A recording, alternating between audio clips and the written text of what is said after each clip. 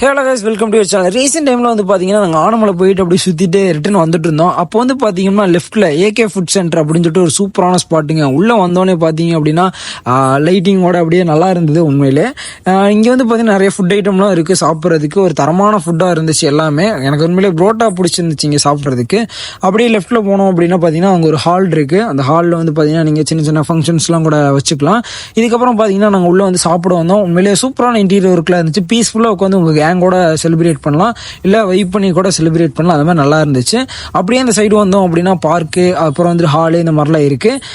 இந்த இடத்த பற்றி சொல்லி ஆகணும். உங்களுக்கு பர்த்டே அந்த மாதிரிலாம் ஏதாச்சும் வந்துச்சு அப்படின்னா இந்த இடத்துல வச்சு கேக் வெட்டிக்கலாம். அதுக்கு அவங்களே கூட டெக்கரேட் பண்ணி தந்துடுவாங்க. 7,000 என்னமோ சார்ஜ் பண்ணுறதா சொல்லி சொன்னாங்க.